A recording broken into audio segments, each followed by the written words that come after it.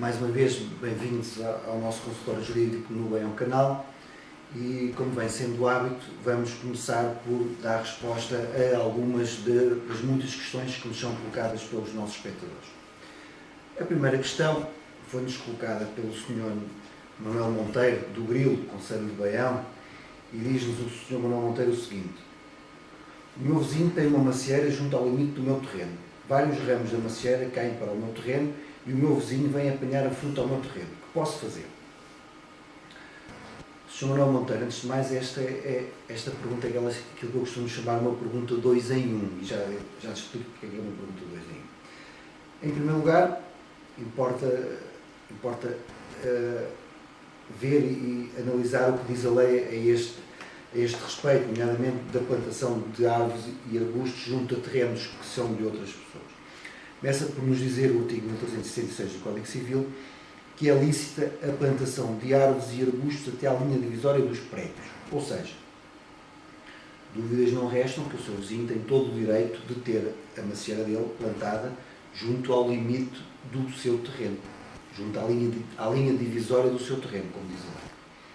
Depois, diz também este artigo 1366 que ao dono do prédio vizinho é permitido arrancar e cortar as árvores que se introduzirem no seu terreno e o tronco ou ramos que sobre ele propenderem.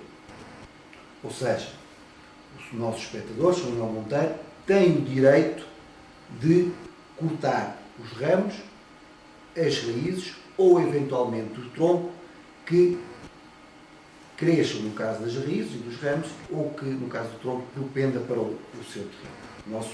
O nosso espectador tem o direito de, querendo, cortar estes ramos ou estas raízes. Também está obrigado, também nos termos do artigo 1366, a rogar judicialmente ou extrajudicialmente o proprietário da árvore, ou seja, o vizinho. O que é que isto quer dizer?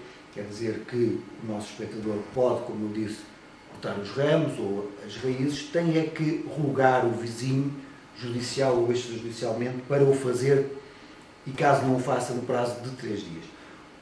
Esta rogação judicial ou extrajudicial, nos tempos que correm, basta mandar uma carta registada para ficar com prova que foi recebida, em que expõe precisamente esta situação ao vizinho e que dá o prazo de 3 ou de 5 dias para cortar os ramos ou as raízes. Não o fazendo, então o nosso espectador pode fazê-lo por si.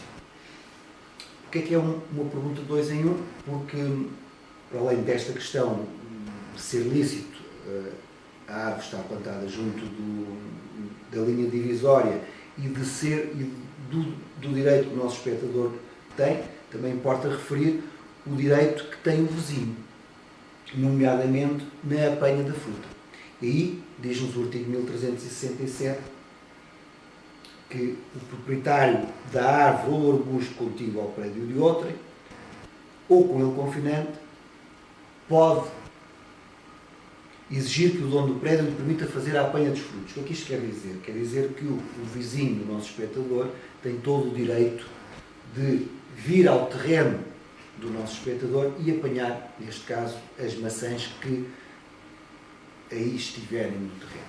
É lógico também, diz a lei, que o vizinho, neste caso o apanhador da fruta, das maçãs, é responsável pelos danos que vier a causar, como não poderia deixar de ser o vizinho do nosso espectador, ao entrar no terreno do nosso espectador, Sr. Manuel Monteiro, é responsável por qualquer dano que cause. O que é que eu sugiro ao nosso espectador que o faça?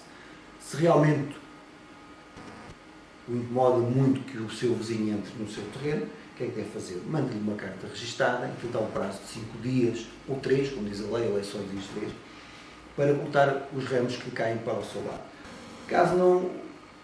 Caso o vizinho não o faça, o Sr. Manuel Monteiro tem todo o direito, por si, de cortar os ramos.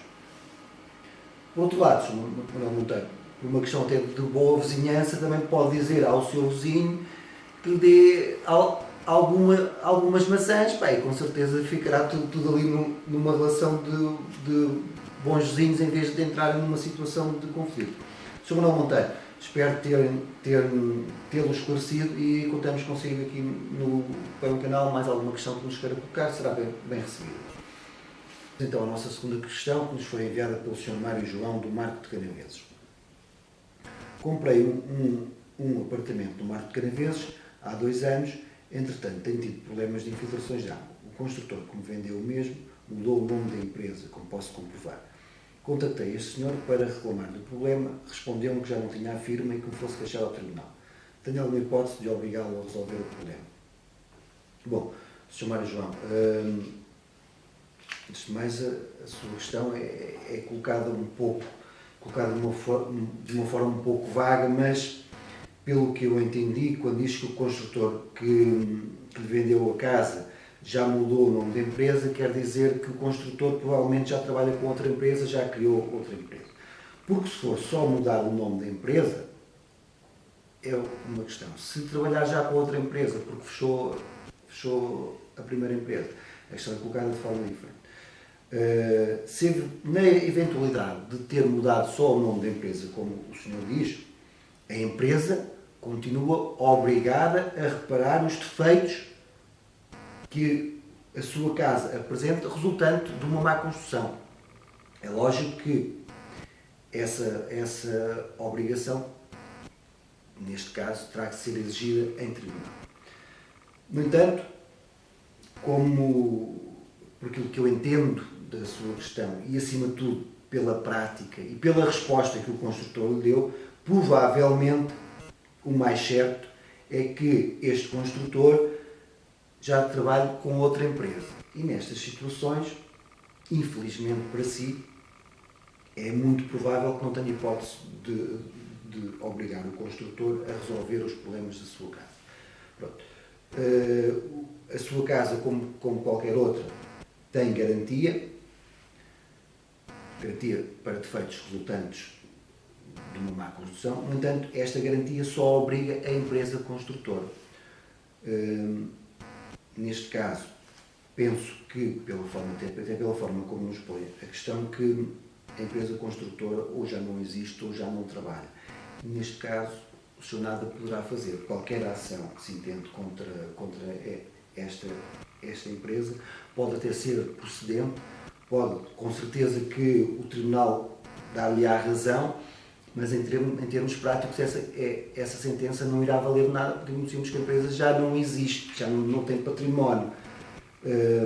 Daí o senhor construtor, já deve ser a pessoa que anda nisto há algum tempo, ter livre para se queixar ao tribunal, porque ele tem a certeza que o tribunal pouco ou nada lhe poderá fazer. E aqui chegamos também a um ponto que importa esclarecer, que muitas das vezes as pessoas fazem uma certa confusão. Uma coisa é a empresa construtora, outra coisa é, digamos, o construtor, o sócio. E os sócios da empresa são pessoas, normalmente são pessoas singulares, e a empresa é uma pessoa coletiva. E tem que sempre que distinguir o sócio da empresa. É lógico que nós quando contratamos com o Sr. António, com o Sr. Manuel, não falamos com a empresa dele. Ele é o rosto da empresa. Mas legalmente não é assim. Legalmente a obrigação é da empresa, não do sócio. Este senhor pode ter um património muito grande, pode até ter mais 10 ou 20 empresas, mas se a empresa construiu o seu apartamento já não existir, ou se eventualmente estiver parada porque não tem património, não temos forma de obrigar esta empresa a reparar os defeitos do seu apartamento. O conselho que eu dou nestas situações é tentar falar com o construtor, com a pessoa em si, e tentar de alguma forma a bem resolver o problema e tentar, ou pelo menos tentar minorá-lo. Porque pela via judicial, infelizmente, poderemos não ter hipótese de o obrigar. E quem está nesta situação, importa é que os problemas se resolvam, sejam eles de que forma for. Não é? Sr. Mário João, espero tê-lo elucidado. Também, por outro lado, sinto que a resposta que lhe dei, se calhar, não é a resposta que o senhor esperava, mas é o que temos. É a lei que temos e é com ela que temos que viver. Sr. Mário João, muito boa tarde e até à próxima. Vamos então passar à nossa próxima questão. Foi-nos enviada pelo Sr. Pedro Rosa de Amarante. Diz assim o Sr. Pedro Rosa.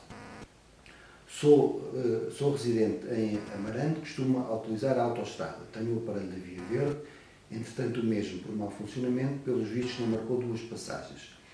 Recebi agora uma carta registada para pagar as mesmas com coima. Não tendo eu o mínimo de culpa da situação, como poderei resolver o problema, visto que já fiz uma exposição à empresa que gera a autoestrada e disseram-me que não tinham nada a fazer. E quanto mais deixasse andar, pior seria, pois a coima agravaria. Sr. Pedro Rosa, eu tento sempre ser o mais prático possível. E, para além da questão jurídica, às vezes importa-me também dizer às pessoas o que é melhor, o que é mais razoável, o que lhes trará menos despesas e menos serviços. Sr. Pedro Rosa, dúvidas não restam que o senhor tem razão. Infelizmente, para si, que gera as autoestradas também tem razão. E quanto mais o senhor deixar o processo andar, pior é, porque a coima realmente vai agravar. Como é que isto se processa, Sr. Pedro Rosa?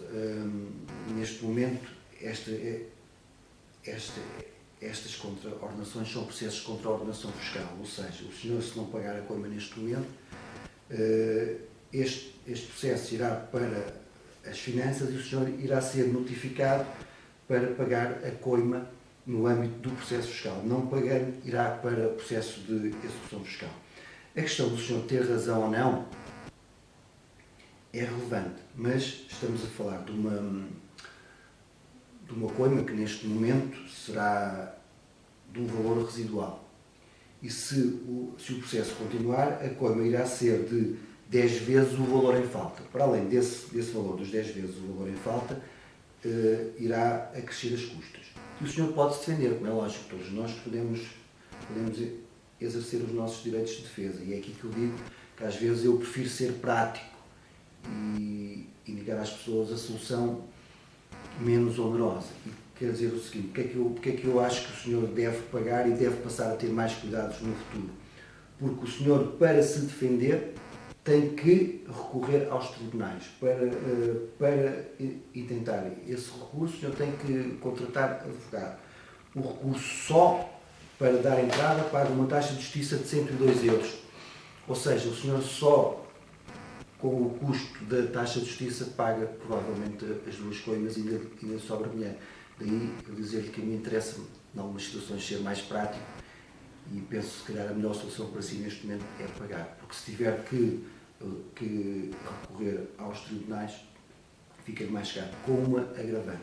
Estes valores que nós pagamos a nível de taxa de justiça, mesmo que nos seja dada a razão, e grande parte das vezes é dinheiro que é perdido a favor do Estado. Não, o Tribunal não devolve o dinheiro que é pago a título de taxa de justiça.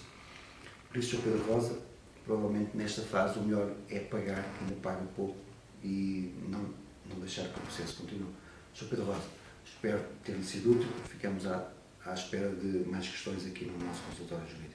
A nossa próxima questão foi-nos trazida pela nossa espectadora Rita Pontes, de Santa Maria dos Ezes, Conselho de Beja. Diz-nos assim a dona Rita Pontes. Comprei uma bicicleta elétrica numa grande superfície há cerca de 1 ano. A bateria avariou. Reclamei. Disseram que a garantia não cobre este dano. E pior, a fábrica não tem baterias para venda, pois, segundo disseram, já não fabricam este modelo. O que aconselham fazer? Dona Rita, já falámos aqui no canal várias vezes sobre esta situação. Estamos mais uma vez perante uma situação referente às garantias dos bens de consumo. Esta situação legalmente vem prevista no Decreto-Lei nº 67/2003 de 8 de abril. Este Decreto-Lei, antes de mais deixe-me dizer aqui um pequeno à parte, não é original da ordem jurídica portuguesa. O governo português foi obrigado pela União Europeia a transpor para o ordenamento jurídico este decreto-lei que teve origem numa diretiva da União Europeia. Porque senão nós não tínhamos esta lei. Esta lei confere-nos direitos que nós, portugueses, normalmente não estamos habituados. O problema é que há muita gente que desconhece esta lei. Pronto, e o que é que nos diz esta lei na parte que interessa, nomeadamente aqui no seu artigo 4, número 1, diz-nos o seguinte, na parte que interessa concretamente para si. Em caso de falta de conformidade do bem com o contrato, o consumidor tem direito a que esta, estamos a referir à conformidade, seja reposta sem encargos, por meio de reparação ou de substituição, e depois tem também direito à redução adequada do preço ou à resolução do contrato. Ou seja, em caso de não conformidade do produto que compramos com o contrato que fizemos, ou seja, com aquilo que pensamos estar a comprar e que o vendedor nos está a vender, nós temos 4 direitos à nossa escolha. Seja a reparação do bem, a sua substituição, a redução do preço ou a resolução do contrato. Também nos diz este decreto-lei, no seu artigo 4, número 2, que tratando-se de um bem móvel, como é o caso, a reparação ou substituição devem ser feitas no prazo máximo de 30 dias. Também, em boa verdade, os nossos vendedores, nomeadamente quando falamos de grandes superfícies, também nunca cumprem com este prazo. Mas pronto, é um direito que temos e temos que tentar fazer valer. E depois diz-nos também ainda o número 5 deste artigo 4, que compete ao consumidor escolher qual dos direitos pode exercer desde que não entre em situações de abuso de direito, como é lógico. Repare, se um bem qualquer que custou, por exemplo, 100 euros, tiver um pequeno defeito que se repara com 2 euros ou 3, não, nós não devemos exigir que o bem seja substituído. Não é? Então é uma questão também de bom senso. Bom, mas os direitos que eu referi compete ao consumidor escolhê-los. Depois também a questão da garantia. A garantia também não é eterna. A garantia, no nosso caso, estamos a falar de um bem imóvel, é de 2 anos após a compra do bem. Ou seja, a falta de conformidade tem que se manifestar no prazo máximo de 2 anos após a celebração do contrato. A senhora começa por nos dizer que foi há cerca de 1 ano, logo estará perfeitamente dentro da garantia. Também estamos obrigados, como é lógico, a fazer a denúncia desse defeito. Se qualquer bem que nós compramos apresenta um defeito, nós temos que fazer a denúncia desse defeito ao vendedor e essa denúncia, no caso de um bem móvel, que é disso que estamos a falar, deve ser feita no prazo máximo de 2 meses após termos conhecimento dessa denúncia. Ou seja, a senhora, a partir do momento em que constatou que a bateria da sua bicicleta avariou, tinha um prazo de 2 meses para fazer essa denúncia ao vendedor. Pronto. Da forma como a questão nos é colocada, eu tenho partido do princípio que a sua reclamação, que eu entendo que é a denúncia, não é? Foi feita dentro do prazo de 2 meses, que neste caso o vendedor tem de resolver o problema. A questão que nos coloca concretamente, a grande superfície diz-lhe que a garantia não cobre este dano. Nada de mais errado. A garantia cobre qualquer dano do bem, seja a avaria da bateria, seja qualquer defeito de fabrico. É lógico que se a bicicleta tiver um furo, que esse furo não está coberto pela garantia, é lógico, não é? Mas qualquer defeito, qualquer dano resultante de um defeito de fabrico, que não de desgaste, repare, um defeito de fabrico está coberto pela garantia. A bateria avariou por um qualquer defeito da bateria, porque a bateria de certeza que foi fabricada para durar mais de 1 ano, está coberta pela garantia. Se a senhora não tenha qualquer problema, tem que se dirigir à loja, à grande superfície e insistir que a garantia cobre esse dano. Se a fábrica já não tem baterias para vender, porque já não fabricam, não é problema seu. É problema da vendedora, neste caso de tal grande superfície.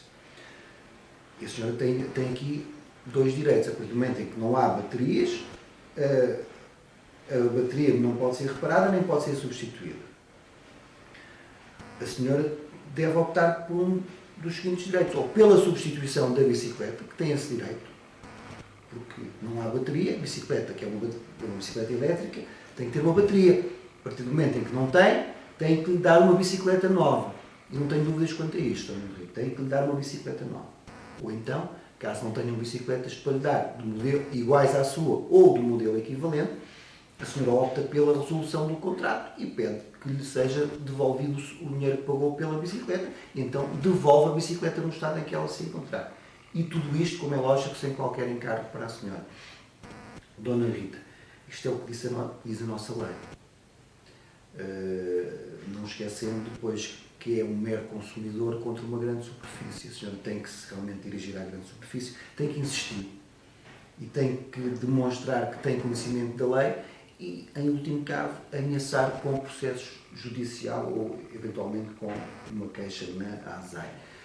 E depois esperamos pelo resultado. Agora, dúvidas não restam que o dano está coberto e que, em último caso, a grande superfície tem que dar uma bicicleta nova, tem que lhe devolver o dinheiro. Dona Rita, espero tê-la ajudado e esperamos vê-la mais vezes aqui pelo Bem Canal. Senhores espectadores, chegamos ao fim de mais um consultório jurídico aqui no nosso Bem Canal. Esperamos vê-los daqui por 8 dias e até breve.